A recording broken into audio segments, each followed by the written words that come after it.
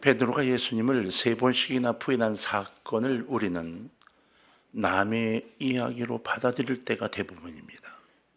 이건 남의 이야기인 거죠. 그러나 실은 그것은 우리들의 이야기입니다. 나의 이야기예요. 베드로는 예수를 죽이려고 하는 그 원수들이 진을 치고 있는 빌라도의 법정뜰에서 예수를 부인했죠. 그 법정뜰에 적들이 가득한 곳에서 배반했어요. 우리는 어떤가요? 우리 가정 속에서, 직장에서, 친구들 앞에서 부인하고 있지 않았나요? 그러니까 주의 경중을 따진다면 우리가 훨씬 더 무거운 죄를 범한 사람들일 수도 있다는 겁니다. 겟세마네 동산에서 기도하다가 대제사장들이 보낸 군인들의 체포되어 끌려간 예수님이 겪은 수모와 멸시, 이거 이르다 말할 수가 없죠. 주님의 고생을 수치로 따져본다는 것 자체가 어리석은 거예요. 성경으로 돌아가면 마태복음 26장 67절을 보면 이렇게 되어 있습니다. 이에 예수의 얼굴에 침 뱉으며 주먹으로 치고 어떤 사람은 손바닥으로 때리며 그랬습니다. 침 뱉었다는 것은 멸시를 의미합니다. 주먹으로 쳤다는 것은 인권 유린을 의미하고요. 손바닥으로 때렸다는 것은 조롱을 의미합니다. 68절 하반절에 보면 너를 친 자가 누구냐 맞춰보라고 했어요. 예수님을 때리고 손바닥으로 막 때리고 누가 때렸게? 이렇게 놀리는 거죠. 우리가 뒤쪽에서 사람 쿡 찌르고 어느 손가락? 그렇게 장난하듯이 지금 죽음을 앞두고 예수님을 놀린 거예요. 그것도 창조주를 놀리고 있는 거예요. 창조주를 모르니까 창조주를 놀리고 있어요. 그런데 주님은 그 상황 속에서 침묵하셨습니다. 주님은 그 어떤 조롱에도 그 어떤 멸시에도 항변하거나 반응을 보이시지 않았어요. 그리고 어떤 경우도 관여하지 않으셨어요. 그런데 말이에요, 주님께서 잊을 수 없는 2가지의 사건이 있었어요. 예수님을 그렇게 괴롭히고 그렇게 말하고 조롱하고 멸시 다 관심이 없었어요. 그래라. 그런데 2가지의 사건에 예수님이 말씀을 하시죠. 뭔 것 같아요? 바로 가룟 유다와 베드로의 배반입니다. 그 어떤 경우도 말씀 없었던 예수님이 가룟 유다와 베드로의 이 변질에 말씀을 하시게 돼요. 2 사람 모두 다 예수님을 3년씩이나 수행했던 제자들이었어요. 그리고 일반인들도 따져보면 제자나 다름없어요. 왜요? 병고침을 받았지요? 떡도 얻어먹었지요? 기적을 목격했어요. 죽은 사람이 살아난 것도 봤어요. 그래서 예수님밖에 없다고 몰리던 수많은 유대인들, 그 백성들이 그리고 완전히 돌아서 배신해서 예수를 못 박으라고 외치고 있었던 거죠. 유대 백성들의 배신이나 조롱, 거기도 침묵하셨어요. 니들 이러면 안 돼. 아니요, 가만 침묵하셨어요. 오히려 그들을 불쌍히 여기셨어요. 그런데 베드로나 유다의 배신에 대해서는 침묵하실 수가 없었습니다. 그만큼 예수님의 마음에 커다란 아픔이 되었던 거예요. 배신, 이 제자의 배신들은 마음 아픈 고통이었습니다. 그리고 상처가 된 거죠. 베드로에게 미리 말씀하셨어요. 34절에 내가 진실로 내게 이르노니 오늘 밤 닭 울기 전에 내가 3번 나를 부인하리라. 가룟 유다에게는 차라리 태어나지 않았으면 좋을 뻔했다, 이렇게 말씀하세요. 유다를 보면서 너는 차라리 태어나지 않았다면, 베드로에게는 닭이 울기 전에 내가 나를 3번 부인할 거야, 아픔으로 이야기를 하셨어요. 그런데도 베드로는 이 음성을 듣고도 범죄하게 되죠. 주님에게 있어서는 군중들이 가했던 매질이나 굴욕보다 2 사람의 배신이 더 마음 아픈 사건이었다는 겁니다. 더욱이 베드로의 배신은 견디기 어려운 배신이었어요. 그것은 베드로를 사랑하고 신임했기 때문입니다. 베드로가 열을 올리고 침방울을 튀기며 법정 뜰에서 3번씩이나 예수를 부인했죠. 저주하면서 부인했어요. 마지막엔 큰 소리로 외치며 부인했습니다. 그런데 주님은 그것을 다 듣고 계셨던 거죠. 거리가 가까워서가 아니라 지금 베드로가 어떻게 하고 있는지를 다 알고 계셨다는 거예요. 베드로는 법정 뜰에서 큰 소리로 갈릴리 사투리까지 써가면서 예수를 부인했습니다. 그러니까 죽어도 같이 죽겠다고, 정말 주님 끝까지 내가 같이 갈 거라고 혼자 남았던 베드로, 그것이 말짱 거짓말이 되고 만 거죠. 왜 그렇게 됐을까요? 인간이니까요. 나약한 인간이니까요. 베드로 자신은 분명히 끝까지 갈 수 있을 줄 알았어요. 그런데 자신이 나약한 인간이라는 사실을 잊고 있었던 겁니다. 우리는 여기서 한 인간의 나약한 존재를 발견해요. 그 누구라도 위험 앞에 직면했을 때 베드로가 될 수 있다는 불행한 가능성도 우리는 발견하게 됩니다. 저나 여러분 모두가 마찬가지예요. 나는 절대로 아닙니다. 절대는 없습니다.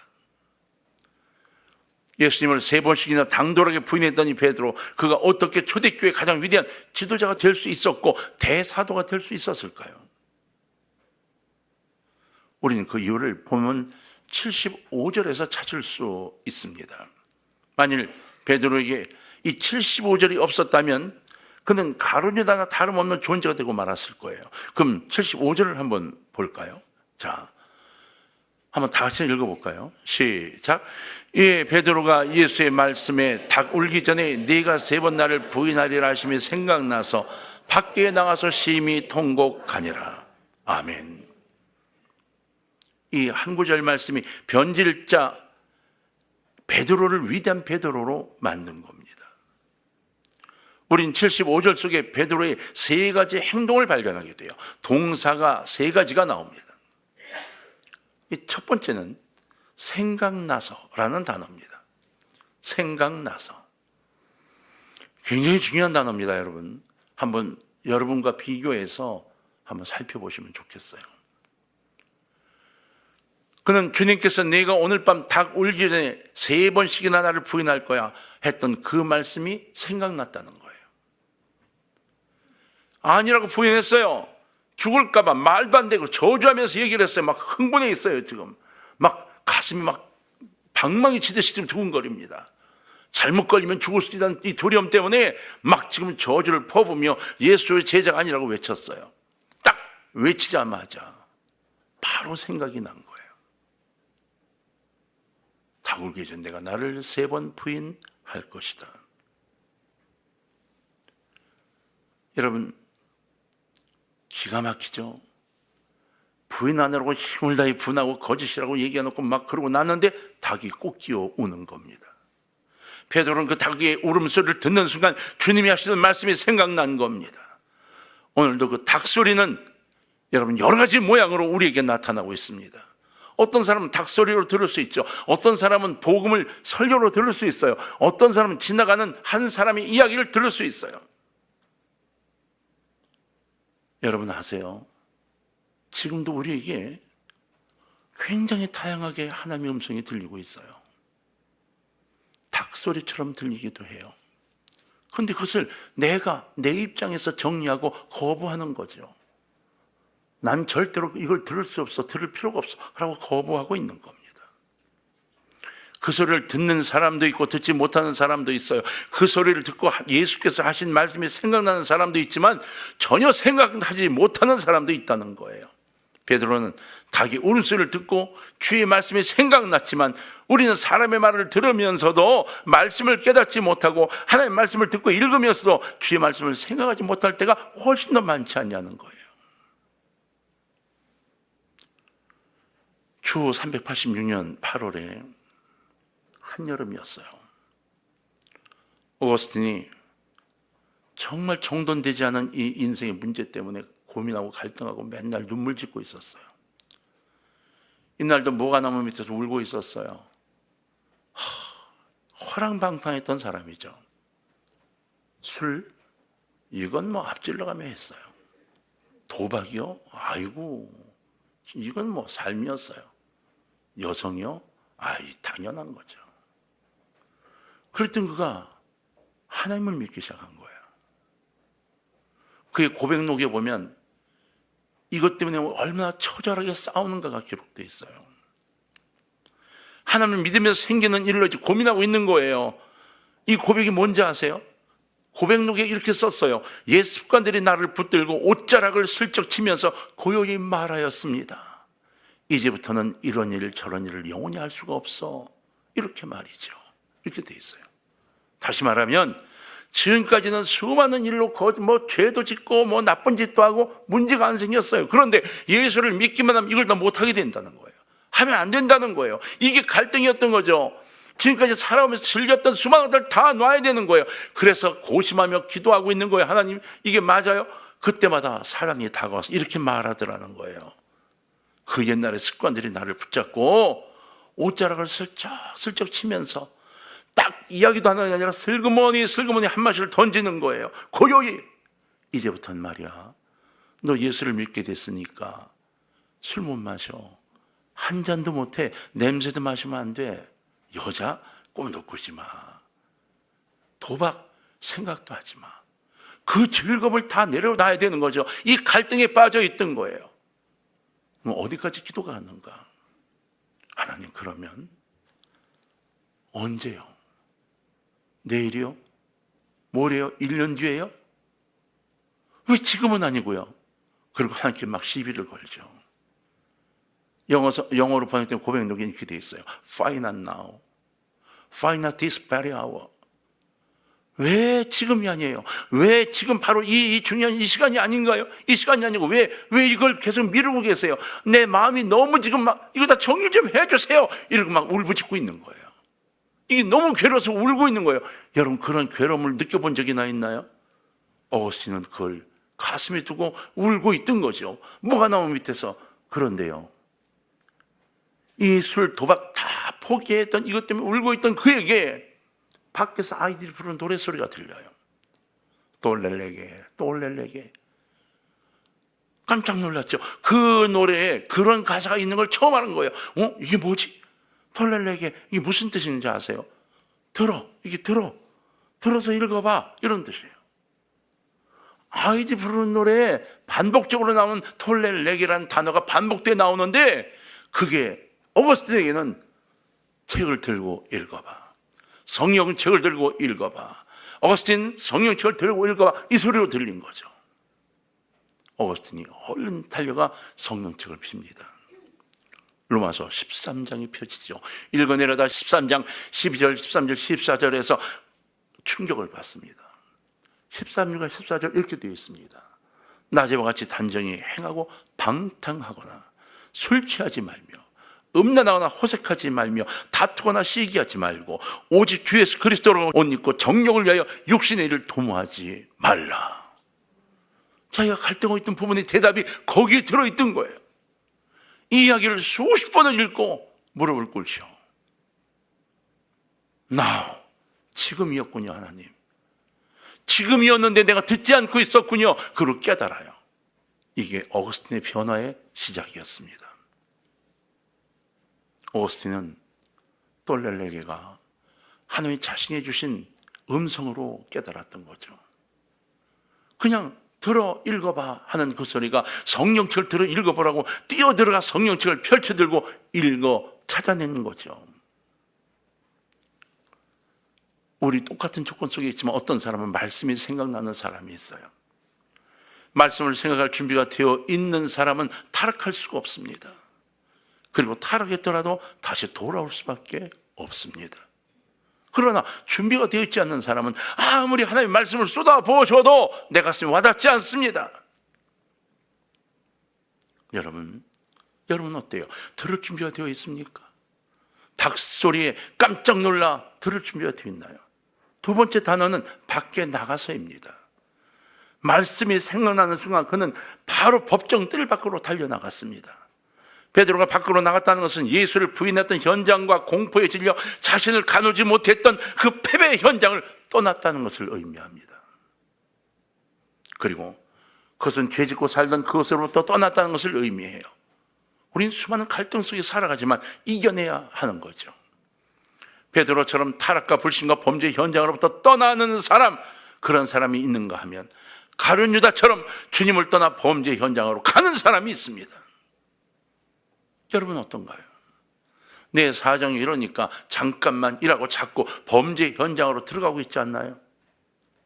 범죄 현장에서 탈출하면 용서가 있고 구원이 있어요. 그러나 예수를 떠나 범죄와 타락의 현장으로 나가면 징계와 멸망밖에 남지 않습니다. 가룟 유다가 그랬어요. 가룟 유다도 12제자 중에 한 사람이었기 때문에 마지막 만찬 자리에 참석하게 되었죠. 그 자리에 예수님이 구체적으로 가룟 유다가 나를 팔아 넘길 거라고 말씀하세요. 그러나 가룟 유다는 그날 밤 그 자리를 떠납니다. 그리고 밖으로 나가죠. 곧바로 예수님을 팔아 넘기라는 약속한 사람들을 찾아갑니다. 베드로는 악의 속구를 떠나 회개 자리로 나갔고, 가룟 유다는 주님이 베푸신 만찬석을 떠나 타락의 길로 나갔다는 거예요. 그 결과 베드로는 위대한 사도가 되었고, 가룟 유다는 목매어 자살하는 인생이 되고 말았습니다. 빨리 죄악의 현장에서 탈출합시오. 더 이상 머물렀다가는 멸망하게 되고 맙니다. 악의 속으로부터 탈출해야 합니다.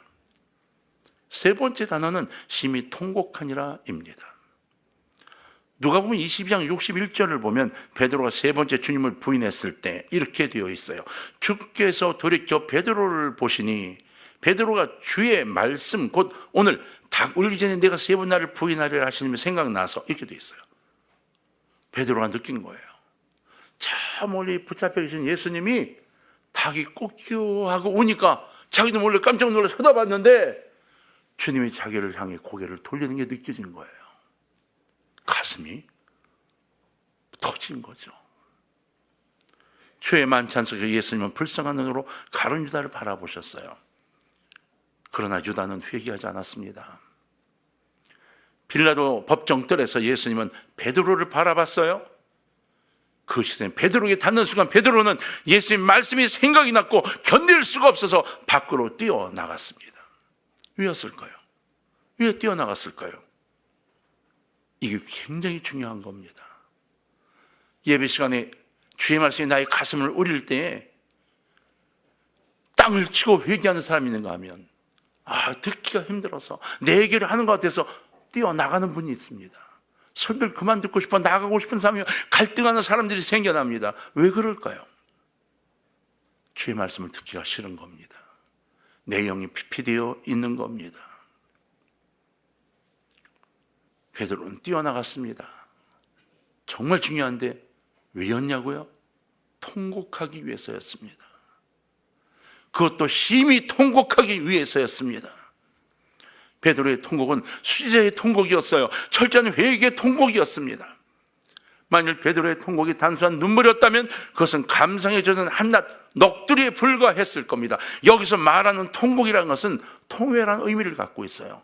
이 통회의 결과가 통곡으로 일어났다는 거죠. 통회란 말의 뜻은 부스러뜨리다, 으스러뜨리다 이런 뜻을 갖고 있어요. 진정한 통회는 나 자신을 부서뜨리는 것이죠. 으스러뜨리는 겁니다. 잘난 척이 아니라 내려놓고 때려 부수는 겁니다. 무너뜨리는 겁니다.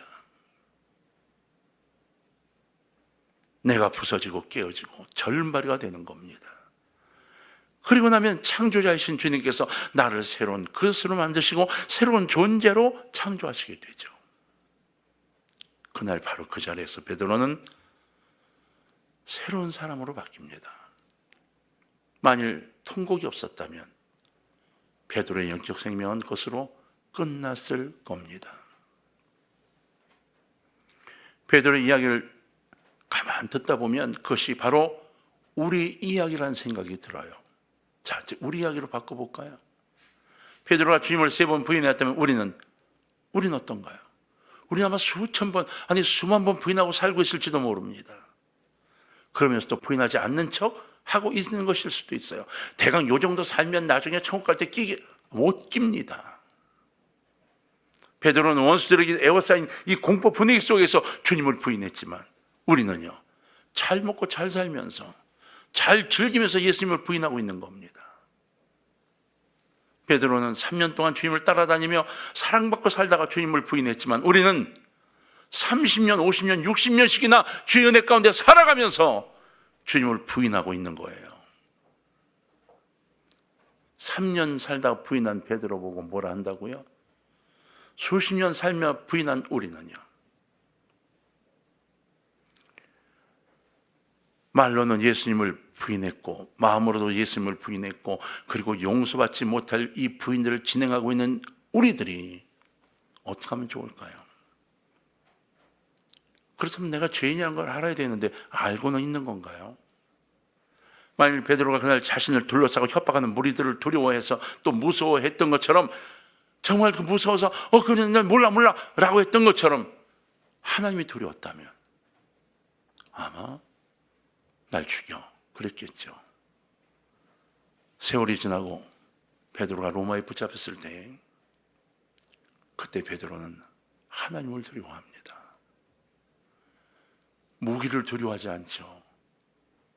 십자가에 매단다고 할 때 베드로가 눈물 지며 이야기하죠. 제가 어떻게 감히요? 정말 십자가에 달 거면 거꾸로 매달아 주세요. 그 베드로의 고백이었어요.